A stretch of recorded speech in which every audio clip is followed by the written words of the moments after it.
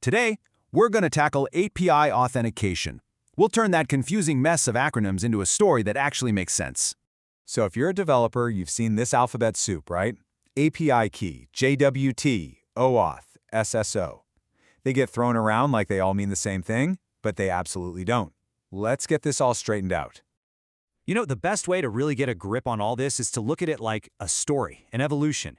We're going to take a trip back in time and see how each new method was born out of the problems of the last one. All right, let's start at the beginning. In the early days of the web, things were, well, really simple. Think of it like this. For every single thing you wanted to do online, you had to show your ID card. Every single time. Okay, so the very first crack at this was called basic authentication. The idea was simple. Just send your username and password with every request. But here's the massive flaw. Those credentials were just encoded, not encrypted. Anyone listening in could easily read them. Whoops. So they came up with digest authentication. This was a bit smarter. It used a kind of challenge-response game to send a secure hash instead of your actual password. Definitely safer, but still pretty clunky for the modern web. But as websites got more complicated and turned into real applications, sending your password with every single click just wasn't going to fly. Servers needed a way to remember you as you clicked from page to page, and that's what led to web sessions. So here's the deal with sessions. You log in once, and the server on its end creates this little session file. Then it sends back a cookie to your browser with a unique ID. From then on, with every request you make, your browser just shows that cookie, and the server goes, "Ah, I know who you are." The key thing here is that the server has to store all that session info. It's stateful. But that stateful approach, it works great for one server. But what happens when your app gets huge and you need a whole bunch of servers to handle the traffic? Suddenly you have a massive headache. How do all those servers share that session information? The answer to that scaling problem was a total game changer. It was a complete shift in thinking. What if the server didn't have to remember anything? And that simple idea kicked off the stateless revolution, all powered by tokens. Let's start with the simplest one, the API key. The best way to think about this is like a library card, but for an application, not for you personally. When a weather app on your phone gets data, it's using its own API key. The weather service knows which app is asking for data, but it doesn't really care about you specifically. And that leads us to the idea of a bearer token. The name says it all, really. Whoever bears or holds this token gets access. The server doesn't have to look up a session anymore. It just looks at the token itself, validates it, and says, "Yep, you're good to go." This stateless model is an absolute dream for big distributed systems. So this is where JWTs, or JSON Web Tokens, come into play. Now, this is crucial. A JWT isn't a protocol. It's a popular format for these bearer tokens. And its genius is that it's completely self-contained. It holds all the user info it needs inside a little JSON package, and it's digitally signed by the server. That makes it portable and impossible to tamper with.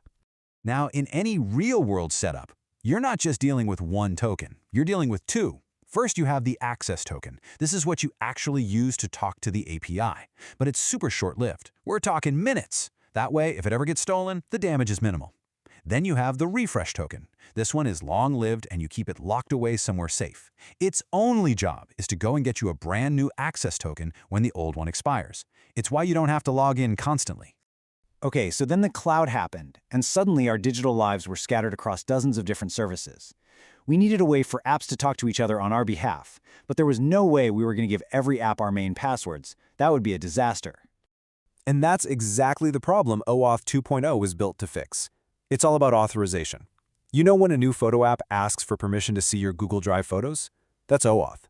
You're not giving that app your Google password. You're just telling Google, "Hey, it's cool. You can give this specific app limited access to my stuff." The whole process is pretty slick and standardized. First, the app asks you for permission. Then it sends you over to the service provider, like Google, to log in and say yes. And finally, Google sends a special limited access token back to the app. It's a secure little dance that lets you delegate permission without giving away the keys to the kingdom. But OAuth, for all its brilliance, was missing something. It was fantastic for authorization, telling an app what you can do, but it didn't really have a standard way to handle authentication, proving who you are. So OpenID Connect, or OIDC, was built right on top of OAuth 2.0 to fill that gap. And this is the distinction you absolutely have to remember. OAuth is about what you can do. OIDC is about who you are. You see that sign in with Google button all over the web? That's OIDC in action, verifying your identity. So where does this all lead? Well, it builds up to that seamless login experience we all know and love today. Single sign-on. And again, this is super important. SSO is not a protocol. It's a user experience. It's that magic feeling of logging into one system at work and suddenly having access to everything, your email, your dashboards, all your tools, without having to type your password a dozen more times. So what's the engine behind that SSO magic? It's the very protocols we just talked about. Under the hood, things like OpenID Connect are securely passing your identity from one application to another, making that seamless experience possible. So let's just zoom out and look at the whole journey. We started with really basic credentials. Then we evolved to stateful sessions for web apps. Then came the big shift to stateless tokens and JWTs for APIs. After that, federation with OAuth and OIDC connected everything, which finally gave us the awesome SSO experience we have today. Every single step was a direct response to the problems that came before it. And look, understanding this whole evolution isn't just some fun history lesson. It's the key to making smart decisions. Because when you're building your next project, choosing the right authentication method means knowing not just what these tools are, but why they even exist in the first place.